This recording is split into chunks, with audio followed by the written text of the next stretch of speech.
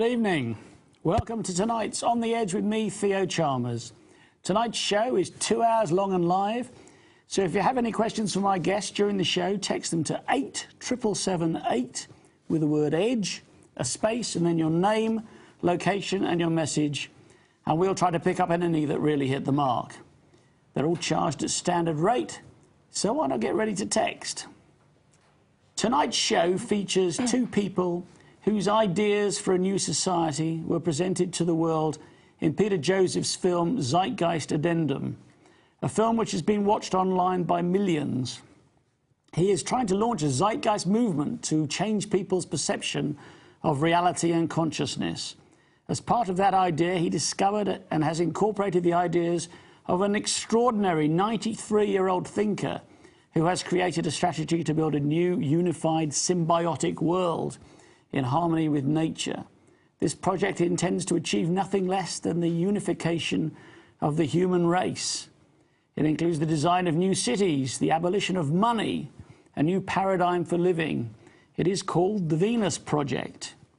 I am enormously pleased to welcome two guests here on a lecture tour from their 21.5-acre research center located in Venus, Florida.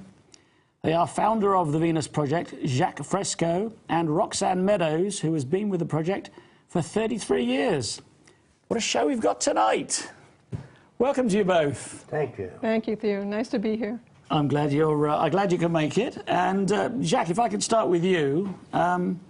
I know you've been working on this for some time, but you are an extraordinary Renaissance man, aren't you? You've done lots of interesting things in your life. That I don't know, but I've worked on a lot of things. You've designed lots of different things. Yes, I have. And how did you come to conceive of a new society? During the major depression in the States, there were people that bought new houses and new cars, and the banks failed. You have to forgive me for asking, which depression, Jacque? 1930, 29. That big one? Yes. Yeah, the Dust Bowl and all that. That was the time when I saw 15 million people evicted from their homes because the banks failed. They couldn't pay them off. So they bought, before that, they bought cars and all that, repossessed, and people moved out of their homes by the banks, and about 15 million was sleeping in every empty lot. I was just a kid then, you know, 12, 13 years old, and I looked around at all these people. My dad was an agronomist, a sort of an agriculturist, and he was one of the first guys laid off, and he tried to get a job, but there was no openings, and he was evicted. Where were you, Jacque? Where? Where? Which part? New York City. Oh, you were in New York City? Yes, in Brooklyn. Okay. And since people were sleeping in every lot, I looked around in stores and they had radios and vacuum cleaners, but people didn't have money. So what good is all that? It seemed to me that our nation was capable of producing all the goods and services and making it available to people, but the government did not. At that time, Roosevelt was in, while Hoover said, prosperity is right around the corner. But those are just words. I've learned then that politicians say things people like to hear. And if they're good at it, they can get elected. Theologians say things that people want to hear.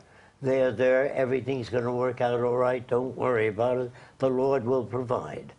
And that sort of thing is the dependency of people needing that kind of information. But I found out in reading scientific books and journals that scientists do not speak to win approval. If the majority of people believe the earth is flat, they come right out and they say, this is the evidence we have to prove it's round.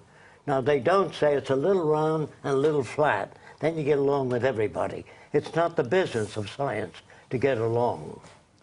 So you've made it your business to change people's perception. Try to. I don't know that I can do that. Okay, but yeah, you know, I'm interested in what made you suddenly go from being, say, a designer of helicopters or a consultant to the motion picture industry to basically creating a new world. That's later. That was later on. But when I was a kid, the Depression forced people to ask new questions. How come there was a depression? How come the banks failed? They never asked those questions until the depression.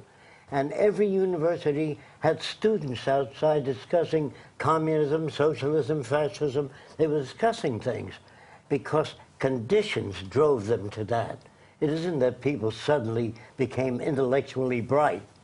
Conditions forced that. So I noticed that, so I listened to Nazis. They had the American flag and the swastika. During the Depression, they were talking about how great National Socialism was. Then I listened to socialists, and I asked questions. I said, how will you prevent corruption? They didn't have any answers. Then there was a guy speaking on communism, mankind united, all kinds of ideas, back to the good old days, people growing their own food. But I was standing in front of a communist, and he said, beat it, son. I was just a kid, because there are mostly adults around. I said, no, I want to hear what you've got to say. He said, why? I said, well, I don't believe what the Republicans say about the Democrats or what the Democrats say about the Republicans. I want to hear from a communist what communism is. He said, you can stay. So after about an hour, I said, I want to ask you 10,000 questions. He said, you'll have to go to the YCL. I said, what's that? He said, Young Communist League. I said, where are they? And he gave me an address, and I went there. And there were kids about 10 years old to 17, and they were reading Dostoevsky's book, such as Crime and Punishment, 10-year-olds. They were much brighter than the average child I've ever met. And I stayed there for about an hour. Then I asked the questions. How are you going to prevent corruption in the future? They said, well, when that time comes, we'll work on it. How are you going to house the masses? Well, we'll work on that when that time comes. I said, let's start a technical branch and work on those problems. So the lead guy said to me, you're deviating from the teachings of Marx. You'll have to leave. I said, I didn't come here to hurt anybody. I came here to help. I would help any group of people. So the vice president of the Young Communist League got up and said, let's hear him out. And they kicked us both out. So that was the end of my attempt to reach the communists. Okay. Then Can I just interrupt there? Because those questions you just asked those communists, I'm going to ask you those same questions later with regard to your plans. Of course. And your society. I want you to. Good. That's both of us then. Okay, so carry on then. Then I started, in attending religious sessions, the minister said how wonderful the divine plan was.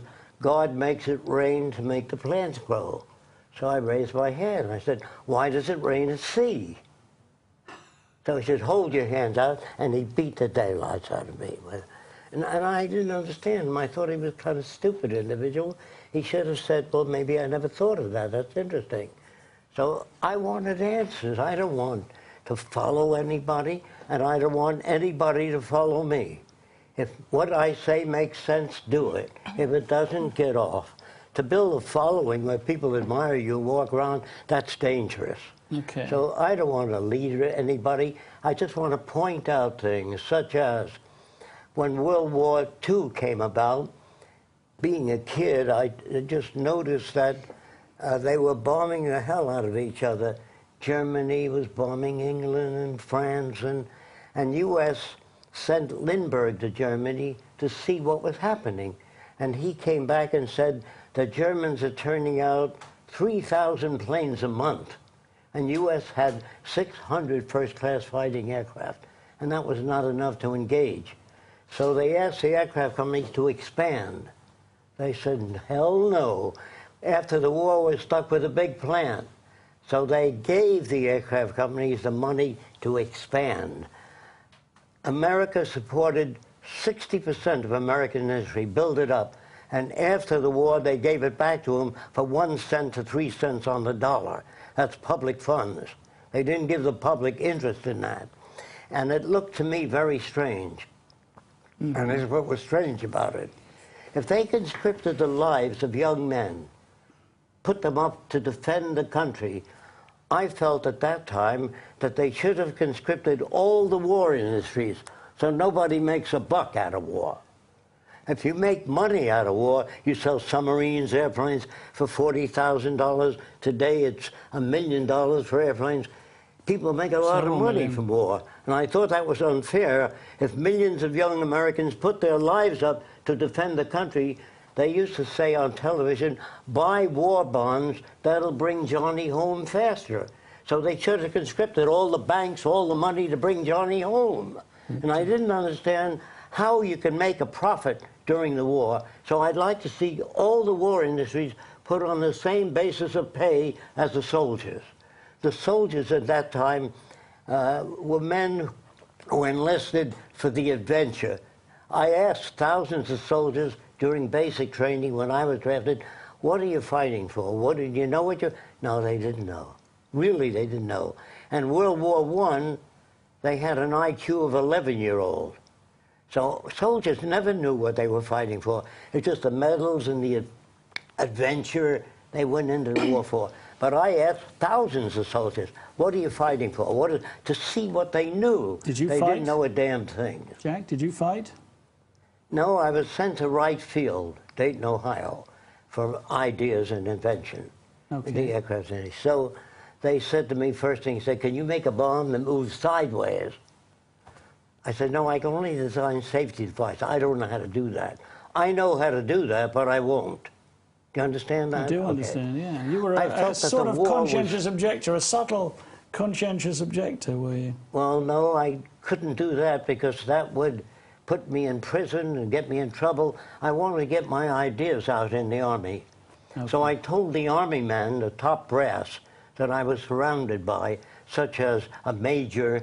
I said, I think the war is wrong. And he said to me, you better be good, what you say.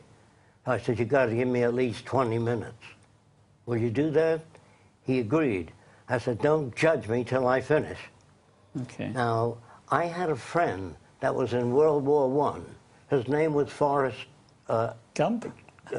Forrest Weissong. Sure. And he used to fly military planes in World War I. Okay. And he told me he flew over German munition dumps with orders not to bomb it. He said he flew over 8 times. Now, he couldn't understand why he shouldn't bomb it. After the war, there was a book called Arms and the Men. I want you to remember that. That book showed how DuPont... Is that Ernest Hemingway? Arms and the Men. Wasn't it? DuPont had holdings in I.J. Farben. That's who he's ordered not to bomb it. Now, that's dirty. Yeah. Fortune magazine ran Arms and the Men years ago, showing how different nations had investments in other nations, and so they manipulated things so you didn't. And I thought that was corrupt. That was not good. The war was dirty. Then in World War II, we were taking all the islands in the South Pacific, shooting Japanese, and telling the natives, they're coming to take your island away. And they showed the natives how to use guns. They didn't care about the lives of people. They cared about defending their particular institution. So I went along with a guy named Alexander P.D. Seversky, who owned Seversky Aircraft Factory. He said, we shouldn't build pursuit planes, and we shouldn't take the islands in the South Pacific. So I said, what should we do? He said, well, we should build long-range bombers and knock out the power projects in Germany. That'll stop the aircraft factories and everything else. Don't shoot soldiers in the field. He said, that does nothing. If you don't bomb the power projects and shut down the munition factories, you can keep sending airplanes and other things over. But there's no money in that, shutting down the factories. And there's more money in ordering new airplanes. You understand what I mean? I do understand what you mean. So the war mean. looked bad, and President Johnson even, at that time, had holdings in steel material that linked together to make runways on airports. And I knew that the profit system made war unsane, not insane. I feel that people were stupid when you figure out the cost of World War II, not just in lives. in flattening out all of Germany. England was bombed flat. France was attacked and bombed. Thousands of soldiers were killed, and 400 ships sunk to the bottom of the sea with copper, brass, manganese, tungsten. What a tremendous loss. And then paying the pensions of veterans for the rest of their lives after the war. I think it was cheaper to rebuild the world, build hospitals, clean out the slums, give nations what they lacked. It'd be smarter to rebuild the world rather than train millions of men to be killing machines. That's what a soldier is, a killing machine. And I figured if we send kids back to school to become problem solvers instead of killing machines, how to bridge the difference between nations. How do you get to nations that have a totally different value system than we do? Here's how you get there. It's very easy. The War Department doesn't know these things. They're comprised of very stupid men that are concerned with defense only. Here's how you do it. You approach a nation on the basis that they all need the same things we need. Clean air, clean water, arable land, and a relevant education. That means no investment brokers, no bankers, no advertising, just people that know agronomy, geology, structural engineering, physics, science. Everything that you have, your radio, your television set, your washing machine, your refrigerator, is technology. Politicians have no knowledge of anything. They're lawyers and businessmen elected to political office who don't know the fundamentals of how people get to be the way they are. That means if you were raised as a baby by the headhunters of the Amazon, you'd be a headhunter. If you never saw anything else, I mean, no movies, never travel. And if I said to you, doesn't it bother you to have 10 shrunken heads? He says, yes, my brother has 20. Is he a bad guy? No, he's reflecting his culture. So I believe if you were brought up as a baby in Nazi Germany, all you see is Heil Hitler, Deutschland über alles, and all the books are burned, you become a Nazi. Is he a bad guy? No. That's all he's been exposed to. So I do not blame people no matter what they are. I even think that a serial killer is made that way by the environment they're reared in. If you're brought up in the Deep South, you're going to speak with a Southern accent. And I say, stop speaking with a Southern accent. Well, that doesn't work. Say no to drugs is really stupid. Whoever proposed that, as long as there's money in drugs, they're going to sell drugs. You understand that? I do. Jack, I'm gonna have to butt in a little bit here. I just want to get Roxanne in the room. So, Roxanne, I mean, Jacque is obviously a very passionate speaker and thinker, and you've been working with him for 33 years. Yes. What's your role? Well, I've been working with him and doing everything I can to help this direction, because I really think it's the only viable alternative out there. When I heard about it, it made more sense than anything I'd ever heard of. The activists today are upset about what's going on, and they're a watchdog of this system, but they don't pose any alternatives. And as long as you don't pose any alternatives, it's the same story. So we're not trying to fix this system. We don't think you can fix it. That's doing patchwork. You can't really make this system, the monetary system, just or equitable. They say it's a democracy and you have freedom, but you're really as free as your purchasing power. There really is no democracy. That's a word that they get people to go fight and die for, and to us it really means nothing. We don't see how it means anything in this culture. You don't, you know, when people say we live in a democracy and we're a participatory democracy, and we say, well, did you vote for the space age? Did you vote for the Iraq war? Did you vote for libraries or bridges in any areas? No. You vote for who they put up. And those people... And they only have two parties, don't they? They have only two parties. To us, they have one party. Well, they may have, but they have two different names, don't they? In America, you have the Democrats and the Republicans. And they represent big business. And Conservative. And that's right. Maybe the Liberal Democrats a little bit. So this is an entirely different system. And we pose an entirely different social design. We look at what causes the problems and try and design a society that eliminates war, poverty, hunger, crime, and that can be done today, but not within a monetary system. You know, what you present, a lot of the things that you present are very attractive, and we'll get to some great images, and we're going to show a bit of a film. Yeah. I don't think we've got time in this segment to show the film. Perhaps the gallery could tell me. No, thank you. So all these things are very attractive, and the designs and so on are incredibly attractive for this new world, if you like. But you know, how do you don't just snap your finger and there's a new world? How do you achieve it? It would be nice. But first, like anything else, you have to introduce it to the public, like what you're doing, through all the media that we can. We feel that we'd like to present a major motion picture. Peter Joseph did a tremendous job to introduce this to the whole world. And we get emails, we get hundreds and hundreds of emails a day, and people who want to help. What I want to do is I want to go to one of these pictures. This is, let's get a picture 2, can we? This is a picture of some of your architectural ideas for a new world. There we go, it's on that screen there. Oh, it's gone again. Yep, there it is. So these are, Jack, these are some of your ideas, are they? Yes.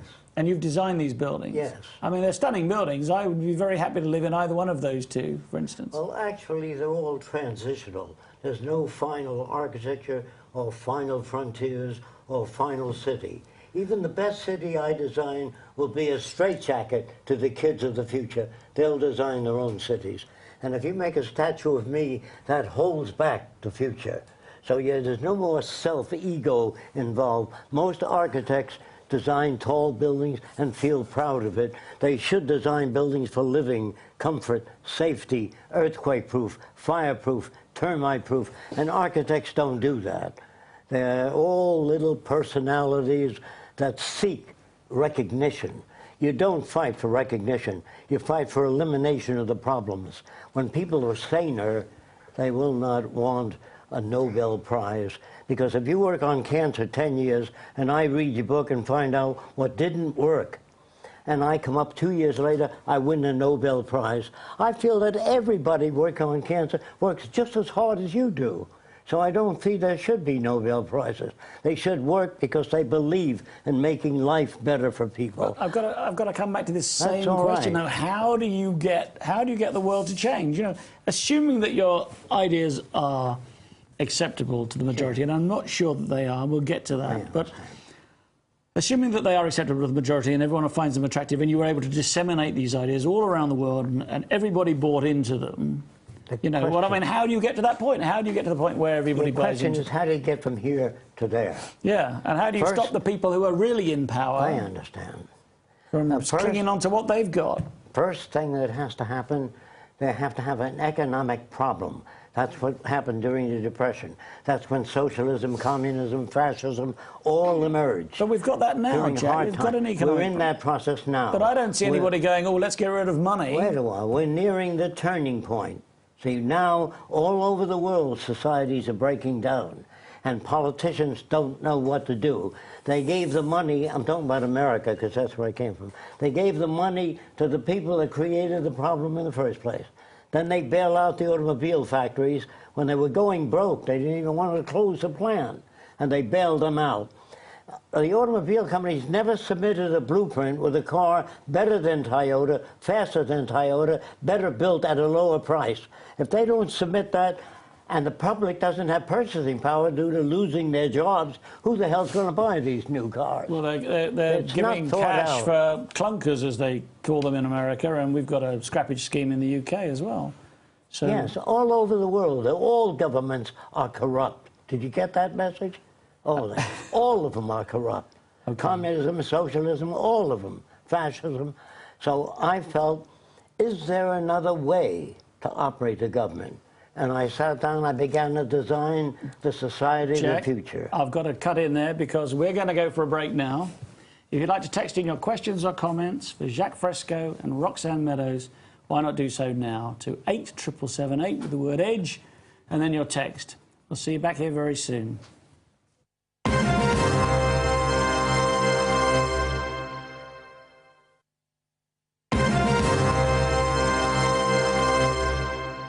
Welcome back to On the Edge with me, Theo Chalmers, and my special guests, Jacque Fresco and Roxanne Meadows. Jacque, just before the break, we were talking about how we can achieve this utopia, if you like. But what I thought we'd do now is just show a bit of a little film that you've made. Yes. If we can. So if we can go to that film, and that'll give people an idea. This is only transitional pictures of what the future could be. Now, what it will be, I don't know. We may kill each other, because I'm very much against the space program. If any one nation gets out there long enough, there's going to be nuclear weapons going around. We're not wise enough yet, nor are we civilized. As long as there's prisons, police, armies, navies, we are not civilized. When the world joins together and agrees to use the earth intelligently, I'm talking about the whole world, that'll be the beginning of the civilized age. There's no such thing as utopia. Every city will continue to grow, change, just as your laptop undergoes change. There's no final frontiers. That's bull. That's written by Hollywood hacks. Movies on the future where they burn each other with laser weapons and robots choke the designer. That's Hollywood hacks. Has nothing to do with the future. Politicians have no way of dealing. That's the city of the future, one city. The universities design buildings and people live in them, complain and bitch about the lack of how fast the elevators move. My grandmother can't get out of them, and we change them till they work very well.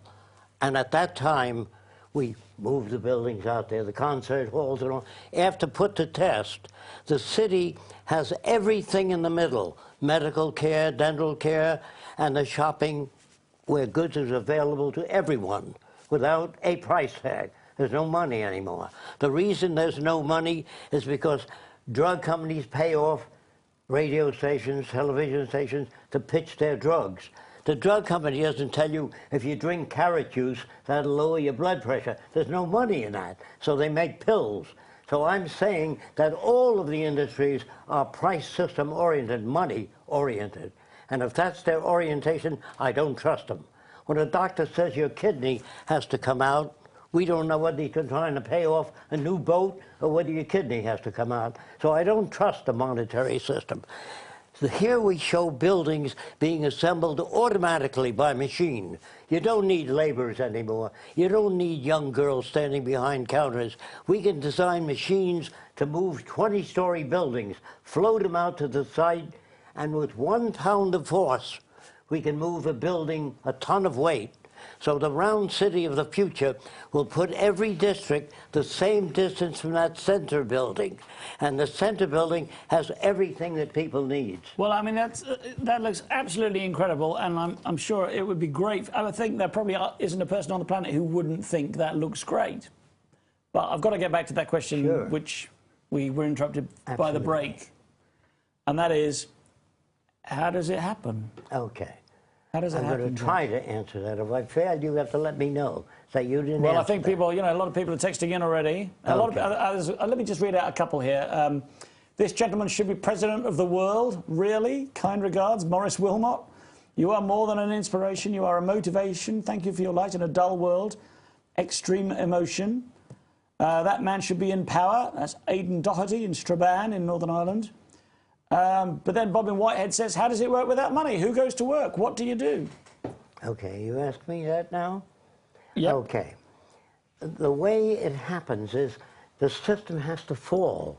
People have to lose confidence in their elected leaders. I have no control. At that time, when they try to solve problems and it doesn't work, then the public will say, be looking for new ideas. They don't give a damn right now. As long as they're working, paying off their home and car, that's all they're concerned with.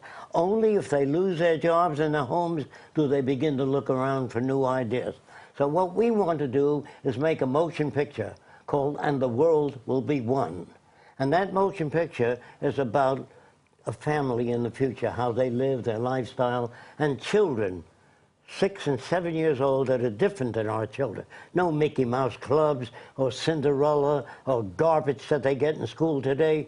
Children can learn math, they can learn anything at all. And the children are bright and they ask their parents, how did we get to a world without war, without crime?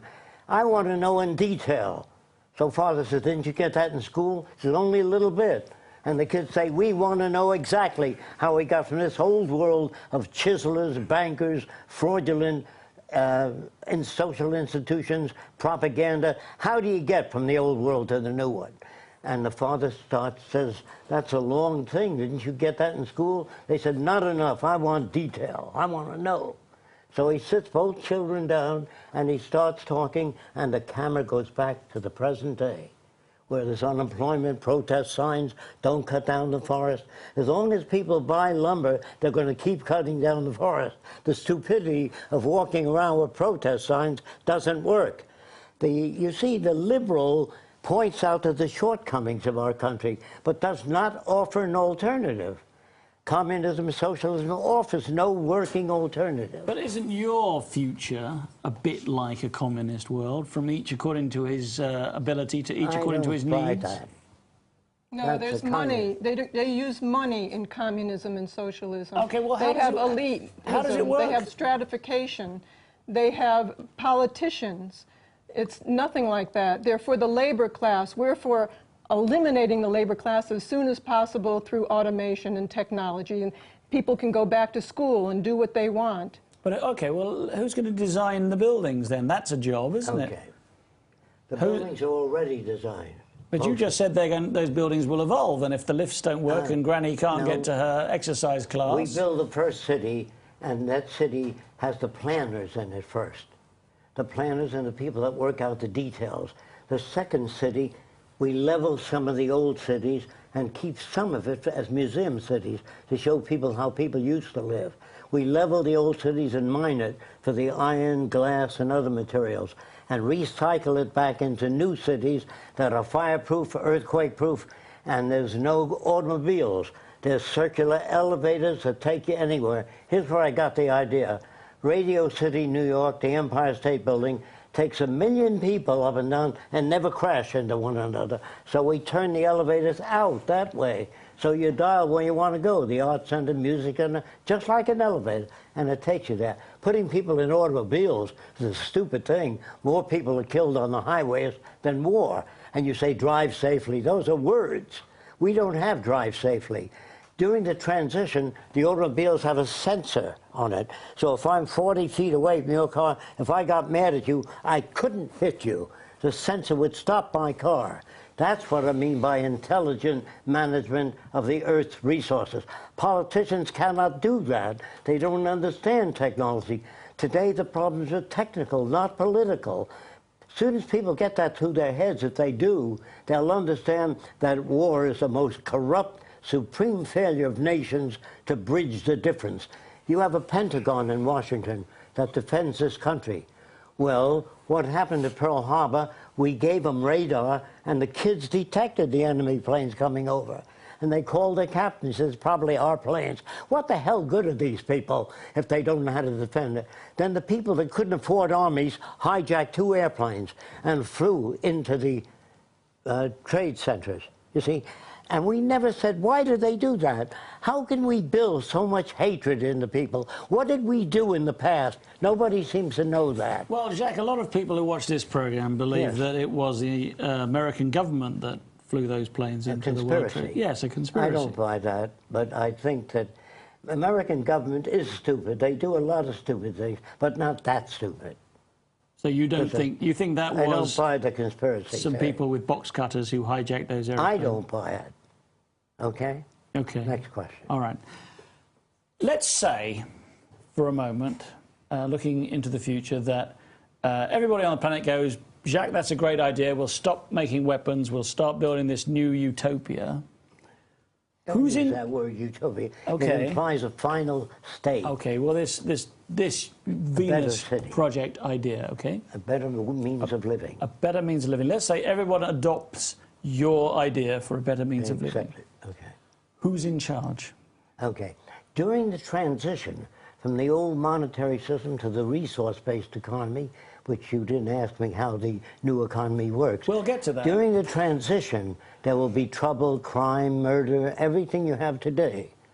If we get to the point of automation as we want it, I then believe that when people have access to the necessities of life, they do not steal.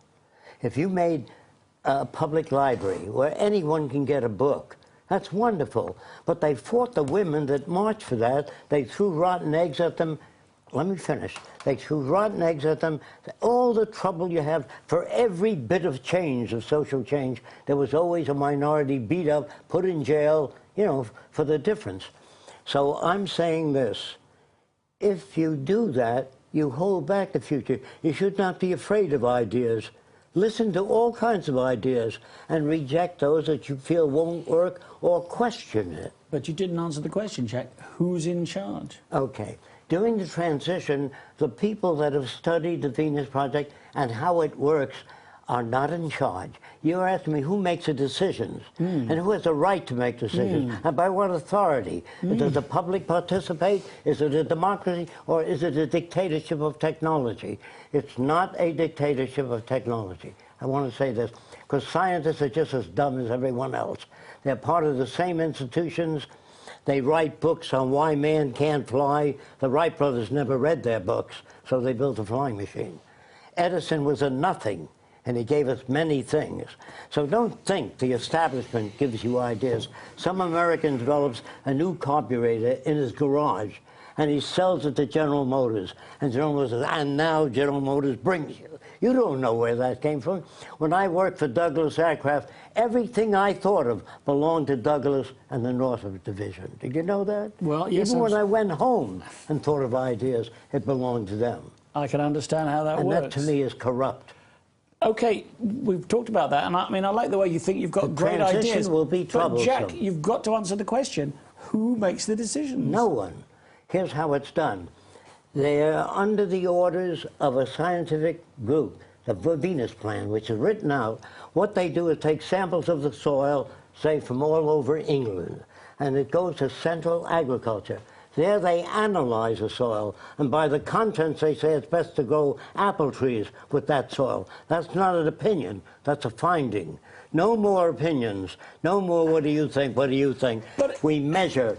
Yes. Who decides which scientists make the decisions? I am proposing a system. This is a scientopoly, isn't it? This is a... No, if people agree upon this direction, which is using the scientific method applied to the social system, which means using science and technology to improve the lives of everyone and the environment. Today, when there's money in it, the bottom line is money, and it's not for the well-being of people. They don't really care about people. It's for the bottom line and for industry and for certain people's advantage. But in the resource-based economy, is what we call it, then the bottom line is the benefit of people. So you don't make, first you take a survey of what we have all over the world. This is a global system. So you take a survey of what we have in resources, technology, personnel, and, who decides that we take a survey?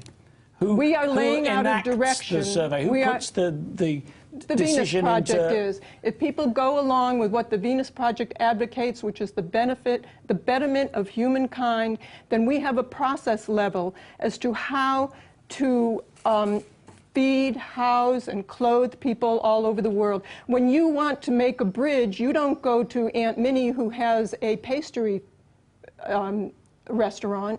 You go to people who make bridges, who have a history and who have experience in that. And so but they don't have say in the government. There is no government. They don't have say in the direction of society. We lay out a direction, and that's our end goal is to make a better world, make people creative, make people the highest potential that they can be, change school systems for that, and use the intelligent management of the Earth's resources. So how do you do that? By people who know how to build bridges. You go to people who can house people. You go to people who can make low-cost houses quickly using clean sources of energy, make them energy efficient, make them go together quickly. We're not looking for architects who build out of ego. We're looking for the end problem, which is to house people. All right, we'll get to the point of the resource economy and no money in a minute. But I still want to. I'm sorry to labour the point, but I'm the devil's advocate here, and I still don't understand who decides to do stuff. And it's all very well saying, you know, bridge builders build bridges, house builders build houses, or machines build houses directed by house builders, or whatever. I understand but your question. who is in power? Okay. The Venus Project designed a procedure for attaining a future. If the majority of people want that, it'll happen. If they don't, it won't happen. So there'll be democracy if they decide then. that they want it... So it's a majority vote, is that what you're saying? No, if the majority can understand the procedures of the Venus Project, they may or may not understand it. I can only present the way to deal with problems. Because people come to me all the time and say, can you make three-dimension movies without glasses? I've done all that. I've designed artificial legs for doctors, hospital equipment, surgical instruments. But if the guy didn't have the money, he couldn't buy the artificial leg. So I didn't like that. And I said, Jacque, you've got to design a society that works. Don't spend your time on invention. So I said to myself, how do you know your system will work? I says, I don't. I learned that from a scientific method. So I said, why don't you put your system to test? So I joined the Ku Klux Klan in Miami and dissolved it in a month and a half. Then I joined the White Citizens Council alone. They hate foreigners, and dissolved that in 1 month. Then in New York City, I said, what are some of the most backward people in the area? The consensus were the Arabs. I said, what makes you think they're backward? They still believe the earth is flat. So I said, boy, I better get in there and try to turn them around. And if I can't turn them around, I can't change society. Not a theory on paper, a nice little utopia where everything works well. That's BS, bad science. So I'm saying to you that I called up the Arabs and I said, can I meet with you? I called up the head of the Arab group. There's always a head of the Ku Klux Klan. I called him up and I said, I'd like to speak with you. He said in his accent, you are Arab? I said, I'm not an Arab, but I speak a little bit of many languages. So he said, from where your father he born? And that means, you know, where was your father born? So I said, in Lebanon. He said, very good, come and saw me, means come and see me. So I came to see him, and he said, you believe the world he round? I said, yes. He went, that means it can't be, in his terms.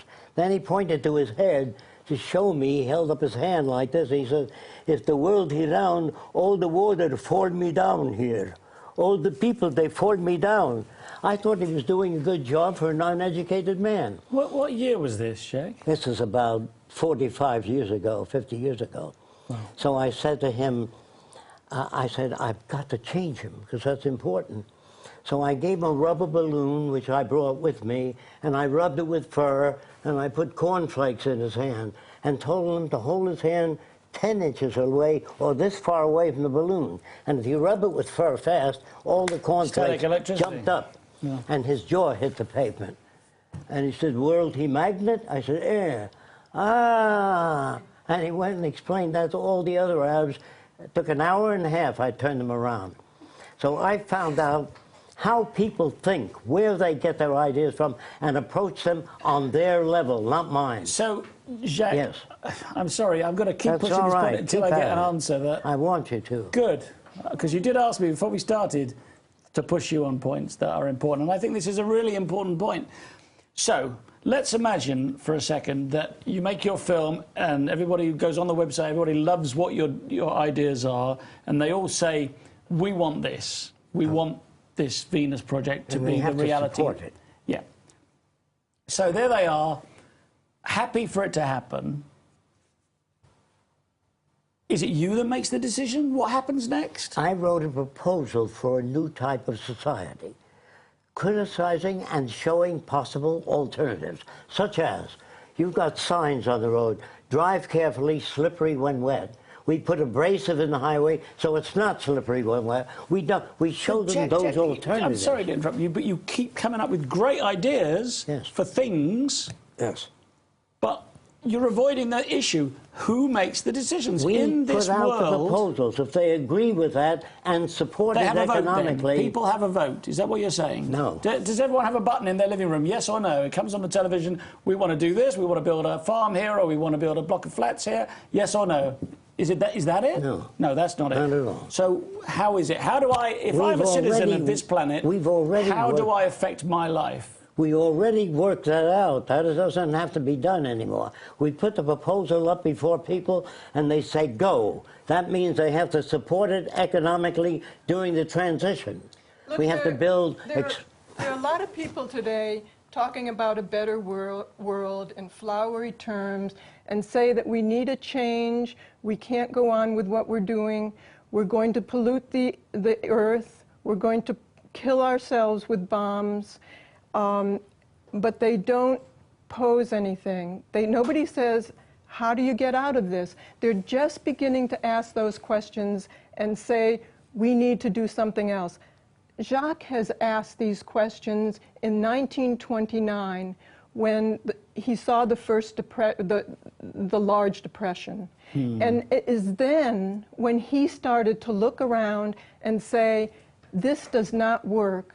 There are things in store windows, there are technical people, there are farms, there are people that want to do things and make things, but people are thrown out of their houses because the world is still the same place, but they don't have any money in their pockets. It's the rules of the game that we play by that are screwed up. So he proceeded, when he was a young man, to devise another system that would work for the benefit of all, that would house people, that would clothe people, that would make them creative. That this today is an established society.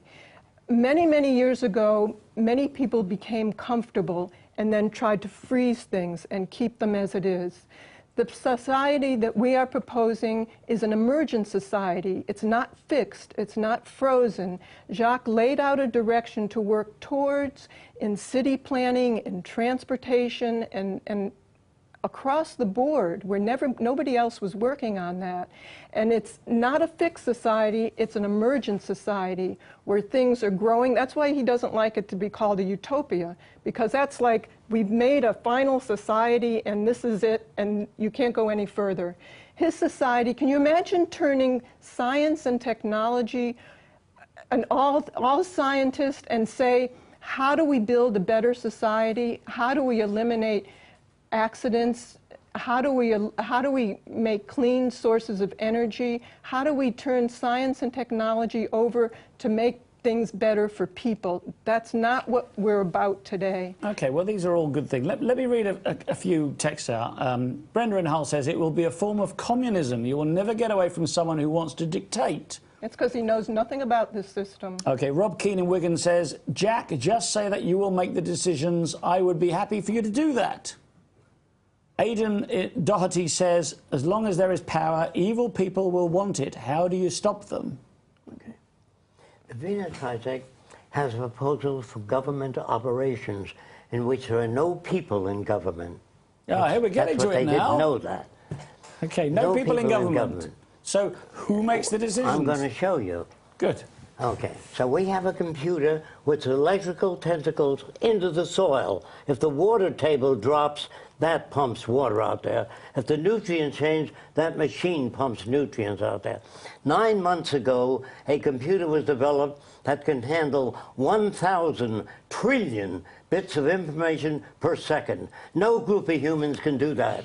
So we move humans out because the future world is so highly technical, no human being is capable of handling trillions of bits of information input per second. Only computers can do that.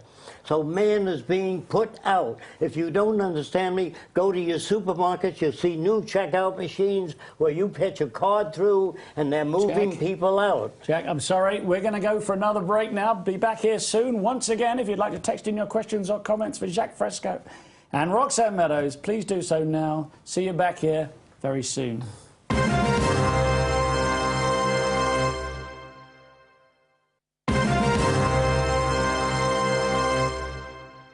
Welcome back to On the Edge with me, Theo Chalmers, and my special guests, Jacque Fresco and Roxanne Meadows. Right, Jacque, just before the break here, you were saying, and I think I've understood this correctly, you were saying that computers will make the decisions. Well, what we call cybernetics. Computers operate machines. If you go to an automobile company today, you'll see robots putting the wheels on and everything. The people are being moved out. You understand that? Yeah, but I don't want the robots telling me what wheels I want. The robot's telling you what? What wheels I want. The robots can measure things better than you can. Yeah, of course they can. But if we hand our power to a bunch of robots, come on, that's a dystopia, not a utopia. You've seen a lot of lousy movies, like Exactly. 1984, Brave New World, Atlas Shrugged, is written by Hollywood hacks, and they don't know how machines work, so the robots choke the designers. That's Hollywood, not reality. But I don't think, well, I'm not ready to have a robot make my decisions for me, and I don't think, we'll check that out. Let's check it out. Okay. All right. You don't turn a generator to keep your lights going, do you? No. You assign it to robots because they can do a better job than you can. Now, in the early days, a pilot used to look out of an airplane, say, about a mile high. Today, the Army took that decision away from pilots, and they have Doppler radar, which hits the ground, bounces back, and says you're 5,300 feet, 3 inches off the ground. No human can do that. No, the Eurofighter, for instance, can't be flown by a human being. It has to be flown by computers. It's so will unstable. Be in the next 10 years. Well, that's the case now. They've got people in them. The pilots. Army is flying planes automatically. But the pilot still has the last word, doesn't he? The pilot says, we're going that way, we're going up, we're going down. No, the mission is the last word. In other words, they have guided missiles, and the guided missiles are set to hit a given target, and they are smart enough to sense metals and everything else, or go up the rear end of an airplane. Okay. It doesn't need to be steered by people anymore. So what if the computers decide that there are too many people on the planet? Oh, wait, what's your question? What do you do with overpopulation? No, that's not the question. The question is, what if the computers decide that there are too many people and the food supply won't feed those people? I want to answer that. So would they say, oh, let's kill a few? I will answer that. Computers do not do that. Computers and scientific machines are really extensions of human attributes, but they have no feelings. Machines don't care if you destroy a laptop in front of 40. They're going to say, we're going to get you this month, but next month for sure. They don't care. Don't you understand that? Are you saying that's a human projection? Jacque, are you saying then that computer programmers will rule the world? No, not at all. They're under the guidance of the Venus Project if they agree. If they don't agree, they won't support it. If you have a cavalry in Poland, like in Poland, they believed the cavalry was the most important thing. And the Germans believed war tanks were. And they slaughtered the hell out of the Poles because they couldn't get past that point. If the American and English people and French people don't realize what I'm talking about, they'll be blown to smithereens by their own stupidity. We are lousing up the air and the oceans, and that we know that politicians don't know what to do, because I've asked them. I've asked every politician that I've grown up with, and so, what do you do about this? How would you stop cars from hitting each other? How would you stop buildings from burning? I don't know. I don't know. They don't know what to do. They're businessmen. Okay, or lawyers. Let me read a couple of texts here. Paul in Warrington says, wouldn't a new society need a leader, or do we lead ourselves? No leaders. And what if a person went against the grain? Who makes law? Okay. We feel that people go against the grain because they've been damaged by society. In other words, if you have 2 children, I'm a great believer in environment shapes values. I believe that the dialect you speak, your facial expressions, you learn. Women move a certain way. Oh, did I see a gorgeous hat? And if a guy is brought up by women only, they'll move just like that. If you're raised in Italy, you say, come on, eat. It's a good food. Is that an imitation? No, that's the product effect that environment has upon people. This is nature v nurture, isn't it? The old argument. Yes. Now, like in Othello. They think that human nature is a certain way, most people, because they're brought up that way. Actually, there's no such thing as free choice. If you ask an Eskimo, what do you want? You can have anything you want. He doesn't say a stainless steel refrigerator. He can't say that. So if you ask an impoverished person, what would make you happy? A steady job, maybe, and a good car? What the hell do you think he can say? He can't pass that his society superimposes upon him. When you're very young, the society starts pumping stuff into your head. What's the greatest country in the world? I don't know, the good old USA, if you're brought up there. And who loves you more than anybody in the world? I don't know, your mommy and daddy. So they pump all that crap in your head. Then as you get older, there's a Mickey Mouse Club, all crap. And as long as you start filling the heads of kids with crap, you're hurting the future. So kids can learn geology, continental drift, space science. Kids can learn anything. They don't need to be members of the Mickey Mouse Club. That's socially offensive. So what you call decent people today would be considered criminals in the near future. The Supreme Justice of the Supreme Court will be considered a criminal in the future. Why? Because there used to be a definition of a criminal, and that definition was one who removes the thing from your house or your person without your permission. Today, they've changed the definition. One who's caught, which is much better. Well, let's talk about money. Yeah. Let's talk about money. There isn't any money in our society. That's the question. Yeah. Okay, this is an economy based on what's available. Yes. Not money. Not money. So let me ask a question then. Say I'm living in this society. Yes. And I've got an old car. Yes. And I want a new car. But I don't just want any new car, because I'd quite like to have something a bit nice. How do I get that? Here's how you and does that mean somebody else doesn't get that? If she drives an old beat-up Volkswagen and you drive a Mercedes, if her brakes fail, you die. So we have no old cars. They weigh as much as a new car. So we reprocess them and turn out the best cars America can turn out. Let me explain that further. Okay. The soldiers in the U.S. Army Air Force don't get any beat-up old planes. They get the best the nation can turn out, the best machine guns, the best radar that we can turn out. Why don't we do that in times of peace? Why don't we give hospitals whatever they need? Right, electron microscope, MRI machines, whatever they need, give it to them.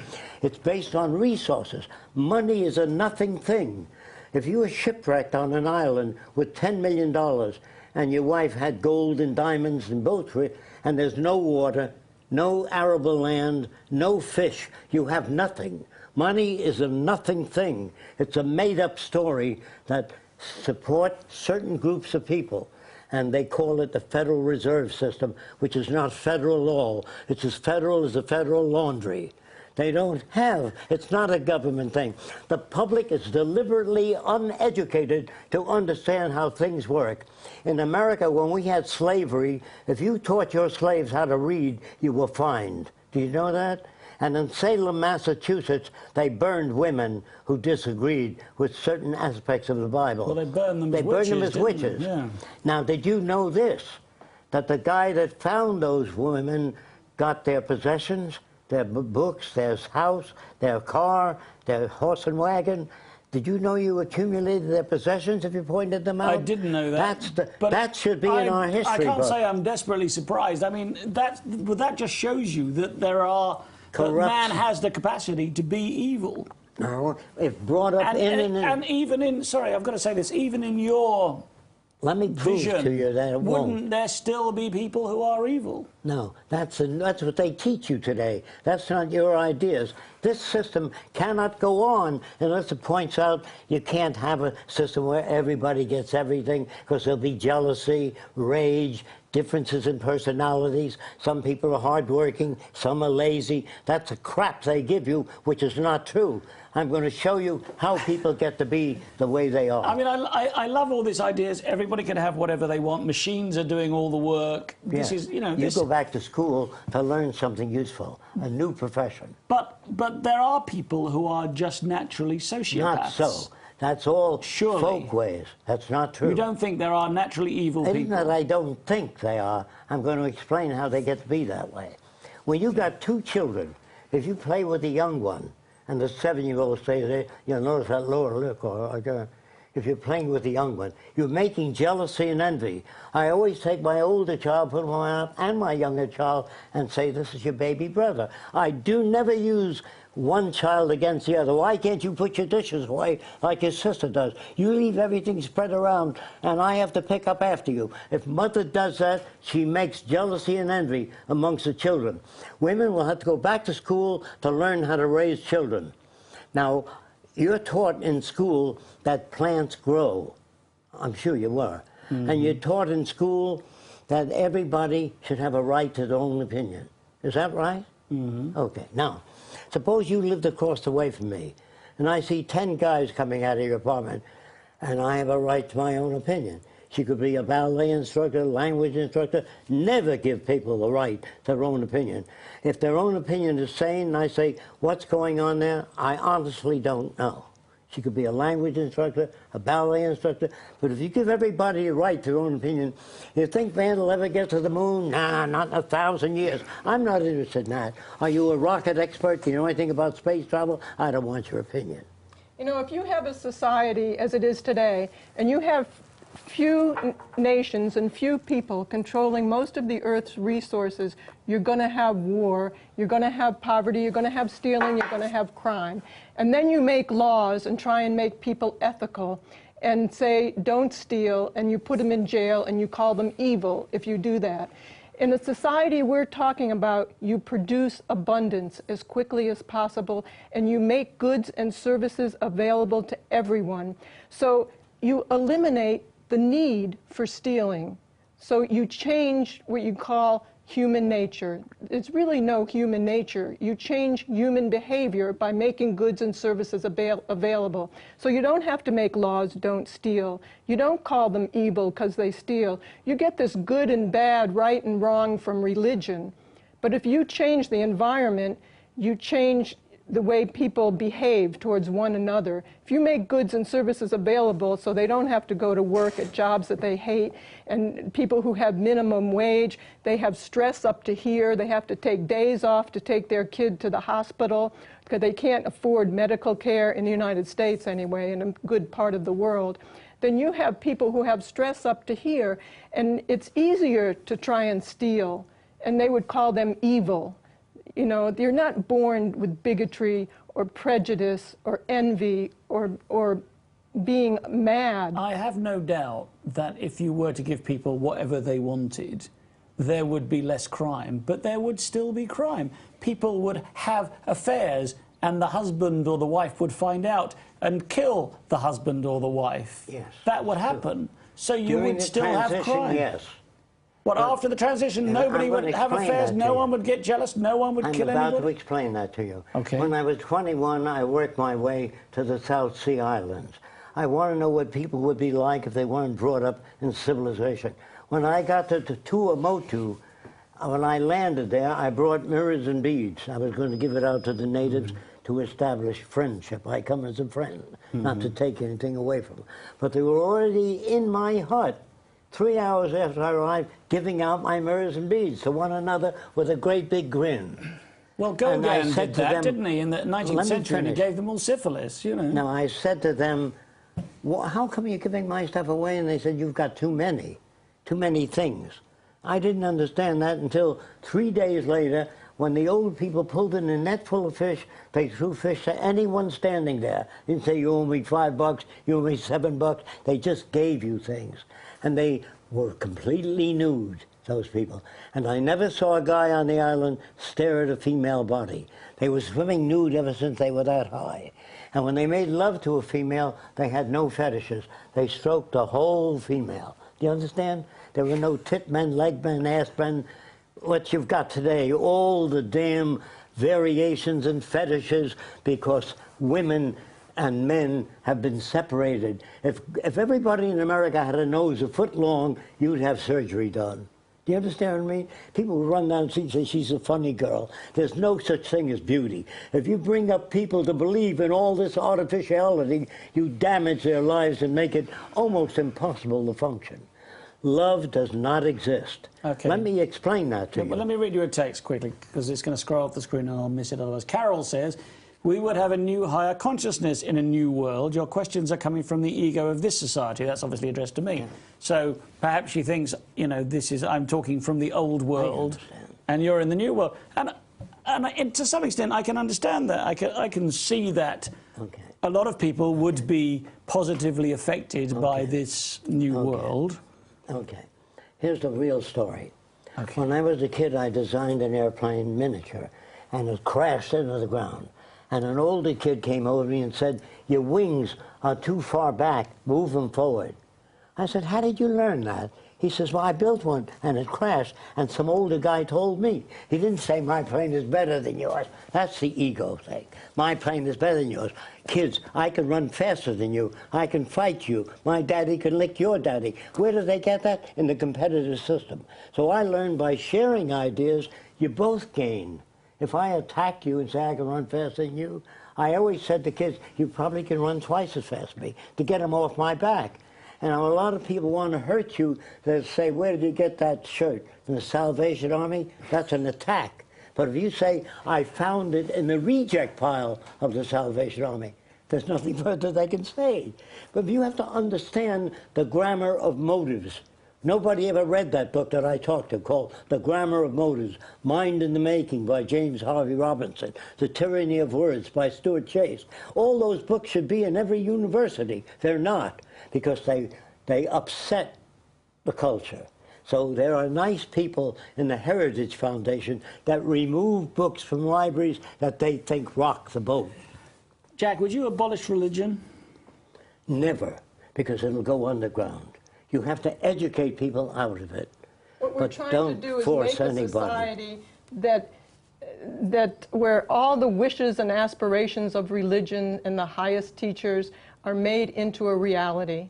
I don't see how any religious person would be against what we're doing. You know, in heaven, they don't have money. When you do something, they don't say, okay, you can have this and you owe me so much interest.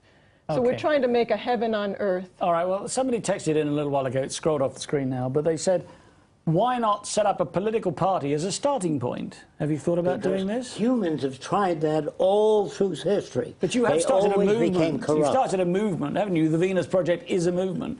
I think it's not a bad idea, really. Toward education only. Politicians are there to keep things as they are. They're not there to change things. If you want to be heard in politics, you have to create a lot of money in order to be heard on the media and other places, and then you owe people things. So it's not a political movement that we're after. This is not a political system that we are advocating. Okay, well, what about another text I had in a little while ago that, again, it scrolled off, but they said, you clearly don't believe in 9/11 as a conspiracy, but do you believe in the Illuminati? Do you believe that there are people who control this world and have a secret agenda?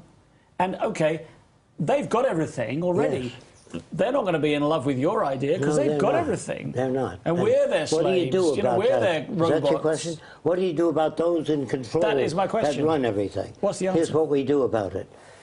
The automobile industry failed. It closed down, and you can't sell the factory anymore. It goes into the hands of the government. The banks failed during the Depression.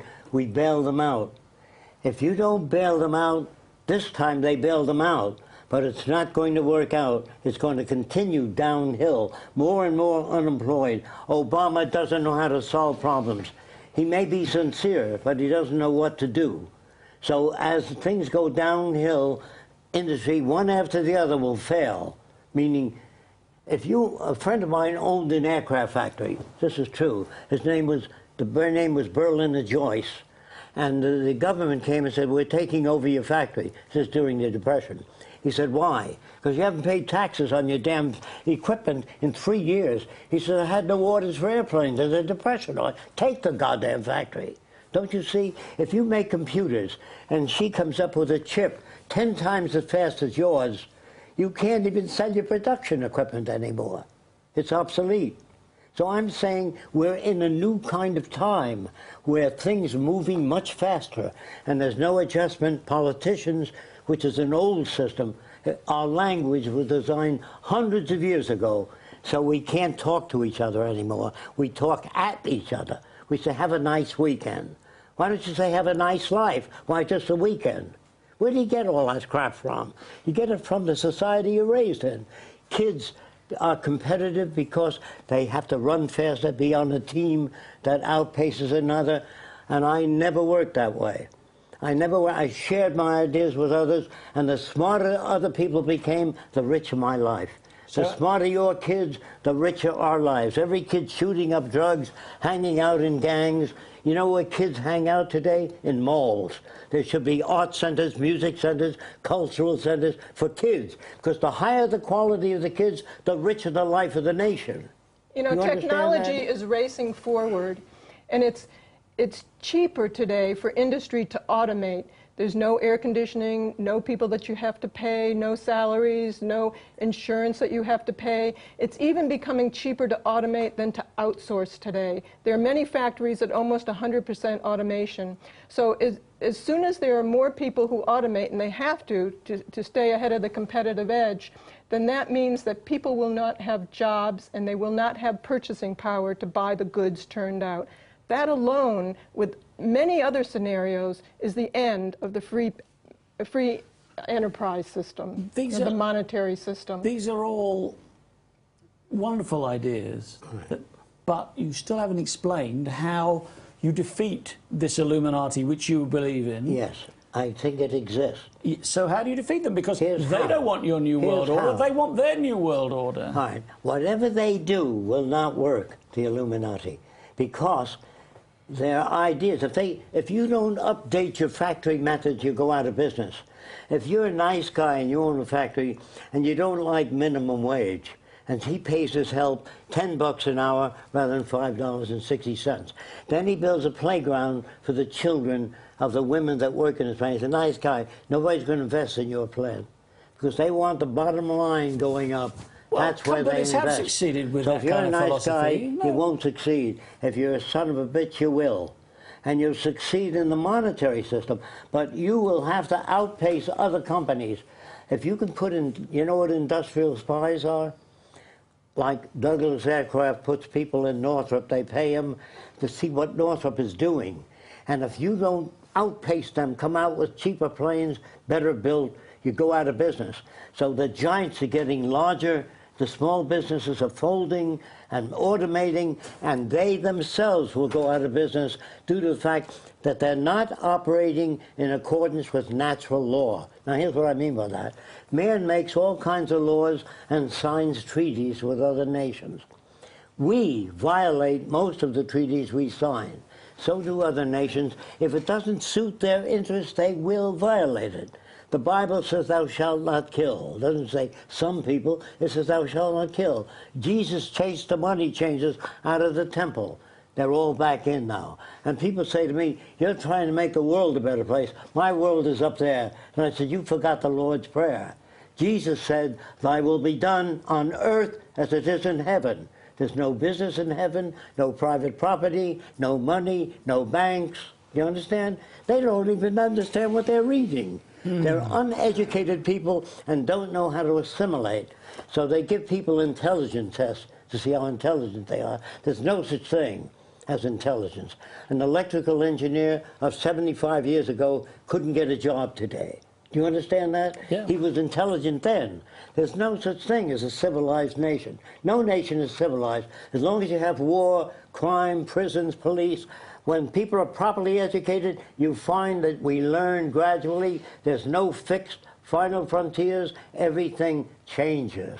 And we prepare people for social change continuously. That's why they don't say Fresco cities is the best. That's an ego thing.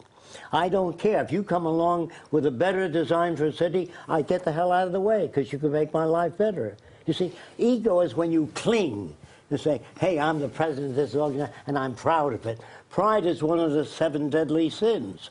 So you see, what I want, it isn't what I want, it's what I've been working on for years to try to eliminate ego problems, to try to talk to architects about safety, elevator, fireproof buildings, and if I die, great if you carry that out. I don't give a hoot about a medal or a medal for doing certain social things. Jack, I'm just going to read out one quick text and then we're going to go for the break. I wish I had your hope and I'm 40 tomorrow. I don't know who that's from. Right, we're going to go for our break now. Once again, if you'd like to text in your questions or comments to Jacque Fresco and Roxanne Meadows, please do so now. Just text 87778 with the word EDGE and then your text. See you very soon.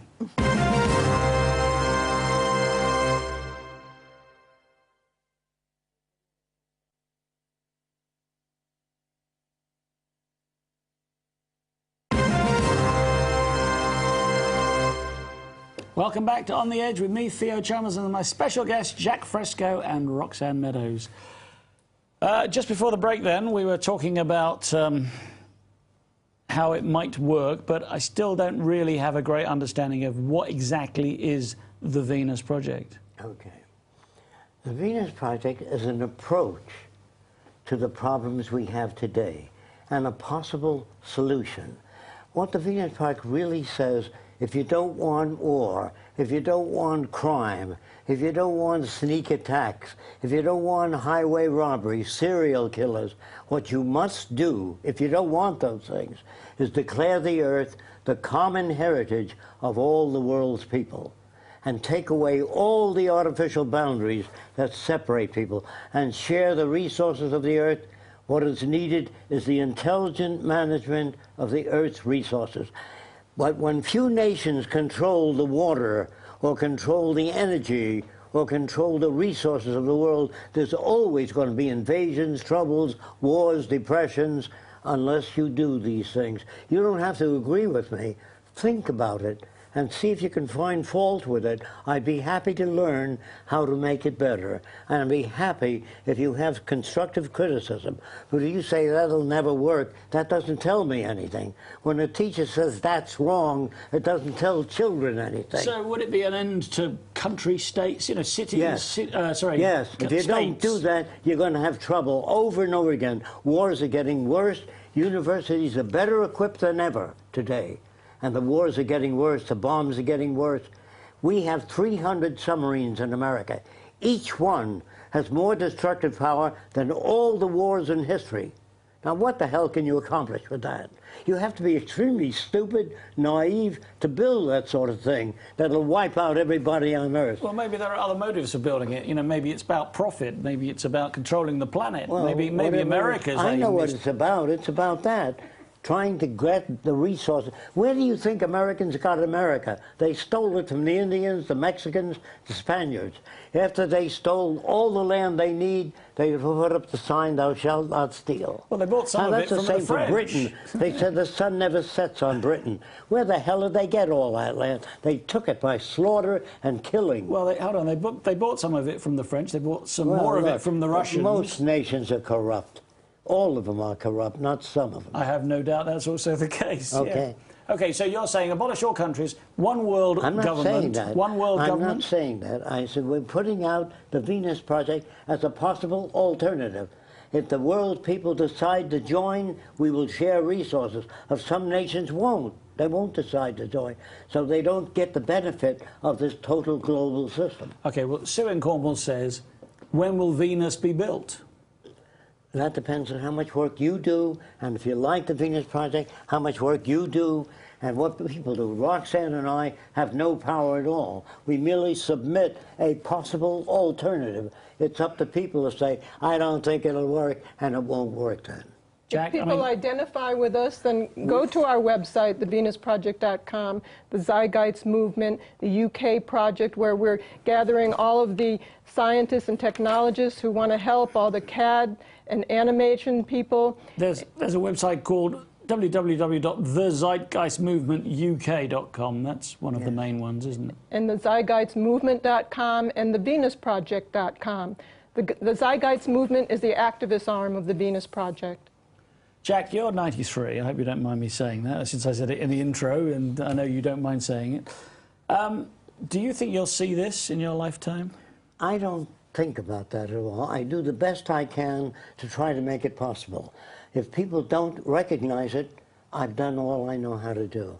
I have no, I'm not psychic. I just deal with probability. The probability is that we'll kill each other, that we will not achieve that, because the rate of damage is increasing. We're polluting the oceans, fish are dying, whales are dying, the atmosphere is being poisoned, the water table is rising up, and the rate of damage is so fast that we don't have enough time to wait for people to become smart. We want to make motion pictures to help people understand not what Fresco likes, but what the conditions are today. It isn't me that's saying I want to control people. I don't. No. But I've taken a lot of time out. You know, I'm 93 years old, and all I do is work on problem solving, not pointing out this guy's a crook and that system isn't working. What do you do about it? That's all the Venus Project is about. Making airplanes safer, cars safer, education for everyone, whether you got money or not, medical care from birth to death, doctors that are brought up to feel good because they see the end of poverty, hunger, slums, not a doctor that works for money. I don't trust those guys. I've got to say, a lot of texts we're getting in are very positive about you. I mean, a lot of people are inspired by you. It's always been positive. Since the Zeitgeist And a lot of people are movement, thanking you. Sorry. yes, excuse me. Since the Zeitgeist addendum introduced this direction to the world, we have a lot of people out there who are working towards it in every way that they can. How can people, if people want to support They your invited dream? us to China to talk about the Venus Project, for me to design new cities, new buildings, everything. That's why. So Roxanne and I went to China. They gave us return tickets and they treated us with the red carpet and all that. And then we found out that I was supposed to speak to 1,500 students in their universities. It never came off, because the guy that invited us out there ran away with the money. Instead of giving people return tickets, they caught him in Las Vegas. So I never got a chance. Then they invited us to Iceland to tell what the Venus Project is. They gave me 7 minutes. This I is couldn't not do that in happening 7 now, minutes. though. People are asking Jacque to speak all over the world. Well, you've just been to Copenhagen, haven't you? That's right. We just came And to a it was very sellout, large wasn't it? lecture in Copenhagen. Jacque is asked to speak in many universities all over the world. And Saturday, this weekend, you're speaking at the City University in London. That's right. Two lectures. Two times. You can go onto our, well, actually all the tickets are all sold out for both lectures. Okay. After this, we go to Mexico in a couple of weeks, where he's doing another keynote lecture, and he's getting an International Design Award for 2009. And then we're off to El Salvador for a 2-day seminar about the Venus Project. So people all over the world are trying to introduce this the best that they can. Every single month we're in a new beautiful magazine, a very large spread with all of Jacque's designs in them practically. And all except for the United States. They are not touching it. But all over the world, they're doing Let's look at another bit of your film. Because this is about, well, perhaps, Jacque, you can talk over it once it starts. I think this is to do with living at sea, isn't it? Can we get that film up now? Please? Okay, you want me to describe it? Yes, please. Here we go. In the future, instead of taking one container off a ship at a time, the ship costs over $1 billion. It ties it up for 3 days. So the whole container section floats off the ship. That gives you 3 times the carrying capacity. All those ships are showing the whole container section removed off a ship, rather than one at a time. That's how we raise the standard of living of everybody quickly. Bridges will be designed with single cables. This was designed a long time ago, this film. Today they're beginning to do that. All bridges are prefabricated and assembled in prefabricated methods. The trains, as you see, are suspended beneath the bridge. This is cities in the sea. The function of cities in the sea is to rebuild the reefs. Because the United States Army, 40 years ago, dumped 65 tons of nerve gas off the coast of Miami. How can you love the country and do those things? So we want to build these cities in the sea for oceanography studies, reclaiming the reefs, and cleaning out the garbage we've been dumping into the ocean for years. That has nothing to do with ego at all. And not to mention Bikini Atoll, where you set off all your nuclear weapons. How stupid can you be? Well, I have anyway, let's no get back power. to... Sorry, Jacque, These are industrial plants at sea for mining. The oceans are filled with resources, pharmaceuticals, and earthquake cities in the sea that are floating will house thousands of people, some cities hundreds of people. It will vary. Is this underwater? Instead of putting fish in seaquariums, we will have underwater observation where you can walk through tunnels, look at the reefs. Some people want to live in floating domes on the lakes with a glass bottom so you can see the bottom. You don't have to live in our cities. You can live wherever you want to. This is a helicopter in the middle of that platform that you see. And all the ships, and those are fish farms in the sea. You can't keep taking things out of the ocean without putting back into the ocean the necessary ingredients for promoting the fish. We just selfishly remove things from the ocean. We pump up the soil so plants will grow twice as fast. This is a world fair, and it's not for entertainment. It's for taking normal people, normal means mixed up, and putting them through a system that shows them what the problems are. Not entertainment. Disney World is entertainment. Is this like re-education? When they go through it, no. When they go through it, they come out smarter. They learn new things that they've never heard. Houses will vary. I don't know what the future will be like, so I've designed many different types of buildings for art centers, music centers, bridges with towers, offshore living. Like I say, the houses will vary. The airplanes will vary. They'll have no ailerons, no rudders. They'll discharge electrons from the wingtip for banking. When you cut into the structure to make flaps and ailerons, you weaken it. And the hydraulic lines fail, you die. So here you have space and the earth, a beautiful gift we got, and we're lousing it up because we're not wise enough to use our technology intelligently. That's what the Venus Project is about. It has nothing to do with what Fresco wants. It has to do what is possible. First, we do a survey of the Earth to see what exists, how much arable land, how much factories we have, and then after that survey, we maintain a population that's in accordance with the carrying capacity of the Earth. If you don't do that, if your population keeps exploding, you're going to have mass starvation, hunger, territorial disputes, unless you maintain a population that's relevant to the carrying capacity of the Earth. Nothing to do with Fresco. Do you understand? Fresco has nothing to say. He gathers that information. Are you in favor of reducing the population of the planet, Jacque? Not by force, by education. What, so people would breed less?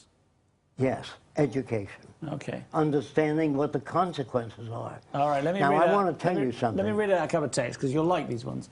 Roxanne Moore says, the Venus Project is genius. Couldn't agree with Jacque. And, oh, sorry, and Roxanne Moore. I'm sorry, that's not her name. So, Carol says, 93 and sharp as a button, you're an inspiration. And here's one, I don't know who this is from. It says, a worthy vision, a genuine, real start in the right direction. How do we survive the transition period? I'm sorry about that, but the transition period will be painful. And if we get enough support, it'll be easier. But it's not an easy task, moving from a monetary system to a resource-based economy. There's going to be trouble. I'm sorry. I have no control over that. Okay. As we said, we would like to do a major motion picture to introduce people in an entertaining way what this future could be like. And at the end, we'd like to have people walk out and say, why don't we build this today? We'd like to give them something to advocate that's possible and that's positive for the future for everyone. And then we'd like to build a first city, a planning center where people can come and look at it and see how it works. And then people from different parts of the world could go and build one in their country. So how, because you didn't really answer the question before, how do people get on board? How do they get on board? Oh, they write us, they send us letters and say, what do you want us to do to help this? And what do you tell them? We tell them to become familiar with the Venus Project, look at our website, and then hold meetings at your churches or clubhouse, wherever you belong. The Venus Project is not about architecture. It's about a way of thinking. And if people learn this way, we're more apt to have a greatly improved world. It's not perfect. It's just a hell of a lot better than what we've got. We're asking and if you people, don't understand that, I'm sorry. We're asking I people, can't twist your wrist. I can only tell you that we are capable today of producing such an abundance. Don't take my word for it. Go to Sears, any department, you'll see lots of stuff. What the hell are you selling things for? If he gets a dental infection, a dentist makes $1,500. If somebody dents your car, he makes money straightening it out. We're all predatory in this system. In the other system, we're all for humanity and the protection of the environment by all nations. It cannot be done in America alone. If you do it in America or England alone, and the Russians and Chinese do nuclear experiments, they contaminate the ocean. We must invite all nations in so that there's no powerful group that controls anything. So all the nations sit around in a circular auditorium, a dome about 40 feet in diameter, and they talk together about the planning center. So the Chinese say, I see no place for recreation, and that occurs. It's an architect. And somebody says, yes, but what do you do in a hurricane? Well, the steel corrugated walls that slide instead of you nailing up panel boards. It shows all those things. What if a guy doesn't want to live in your city? Say he's a member of the Amish. Somebody asked that question, actually. The Amish people, like, they wouldn't want to live in it. So we help them build. We'll build a city for them, but it'll be of fireproof materials. But if the Amish people say, we like wood, then you're responsible for fire or whatever you do. If you don't follow our plan, we don't hurt you, we don't remove support. But isn't that a bit totalitarian? Isn't it a bit do as we say? No, we don't say that. We say, you just did. If you join with us, we will share resources. If you don't, you have to be responsible for what you choose. If you say you want a swimming pool, we'll build it for you. But we will recommend lifesavers that can go out from a person and say, help. The lifesaver goes out and helps them right away. You say, I don't want that. Well, that's up to you. If you don't want anything we have to offer, you are responsible. But we will help you do what you want. All churches will be free to practice whatever religion they want, but they don't pass the hat around anymore. We support the churches and everything else. It's up to you to turn things off. So I want to say we don't have a democracy. We never had a democracy. In a democracy, our president would criticize another country. When he was through, we'd invite the prime minister of that country on the air for an hour and a half, same time the president had. When we'd invite the prime minister of Sweden, he said, they're both wrong. This is how I see it. That's a democracy. We have every point of view. Well, you've got military people on television talking about the war, always military people from the Pentagon, politicians that are pro-war. You don't get any views from social scientists, sociologists. That is managed news, and we don't care for that. You understand? Fresco's voice is not the only one. You have every other point. We never build a city until a group of people come in called the study of the negative retroaction of any project. When you build a dam to generate electricity, the fish can't get to the spawning grounds, so we build stepped systems where the fish can work their way up to the spawning ground. You just don't build a dam to generate electricity. Now, the computers will tell us that 5 years after that dam is built, the water table is going to change 20 miles away because you cut off the tributaries, and that will stop the beavers from building dams, and trees will die. We can't do that. Computers can. So I want to use computers to assist human life, not to operate warplanes and machine guns and laser weapons. That's the wrong thing. Do you know that there's a project under the mountains for all senators to go to in America? I'm sure. And it can support them for 6 months. What do you come out to? A burnt-out radioactive planet? What the hell good is that? That's no solution to any problems. Let me read another text. This one, I don't know who it's from, says, have faith that people are more enlightened and maybe more receptive than in the past. And they say, this is in capital letters, build it and they will come. This is like Field of Dreams, isn't it? So, build it. Why not build it? Why not get people to give you the money to build it? We built research centers. We built a research center in Venus, Florida, where we built hundreds of models of dams, power projects, bridges, and Can real people buildings. go and see this? And real buildings. I know there's a film on your website, isn't we there? have tours on our website. It's not quite like that, though, is it? It's not quite like the film we No, saw. we have built 10 buildings. We have hundreds of models where we shoot videos. And, you know, you're asking about what people can do. They can help in any way that they can. If they can write articles, if they can get lectures, if they can help financially. We want to do this movie. We want to build a research center. We can't make it happen. We don't have the funding. But if people cooperate, then we can do more. It just depends on what other people do. Well, talking about cooperation, up to us. There's a guy here called Rob in Wigan who's asked this question several times, so yes, I'm going to read it out. Please answer this question. How do you get over the language barrier which can cause conflict by misunderstanding alone? Yes. So how do you do that? This is true. So there is a language that's not subject to interpretation. When you read the Bible, he says Jesus meant this, and you say, no, he meant that, and he says, you're both wrong. So you got the Lutheran, the Seventh-day Adventist, the Catholic, because it's subject to interpretation. There's a language that's not subject to interpretation. What's that? Mathematics, structural engineering. When engineers talk to each other, there's a believe me, this is strong. They give you the tensile strength, the torsional strength, the compression strength. So they talk about things in the world, not words. But people can't even agree how the World Trade Center towers collapsed. I'm sorry, that's the way they All were three of them. misinformed. I didn't make that world. I'm just saying there is another way. Physics, mathematics, chemistry does not cater to old beliefs. It gets out and says, by the way, your notion about some guy creating people and turning them loose in a beautiful garden, and then snakes that walked upright came and said, eat of the fruit of knowledge. That's a terrible thing to tell people. That Noah took 2 kinds of every animal. If he did, the ship would have to be a mile long. Who cleans all the crap out of that ship? In other words, the stories are so fabulous and stupid that people that follow that have never been educated. I've got to say, I've always had a problem with that original sin idea, that I was born with somebody else's sin. That's right. You know, it's like, bet. I don't mind committing my own sins and being responsible, but Right. having somebody else's sin was kind of, you know... Well, anybody that follows religion could be sincere but naive. I don't say religion is corrupt. It's based on lack of knowledge. Now, God says if you don't follow everything I recommend, the 10 Commandments and the other thing, you burn eternally.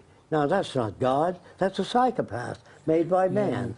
Man makes God in his own image, a jerk that creates floods, disease, starvation, but he loves you. I've got to say, Jack, I find it very, very easy to keep the commandment about coveting my neighbour's ox. I've hardly ever done that. You don't need to do that in the future.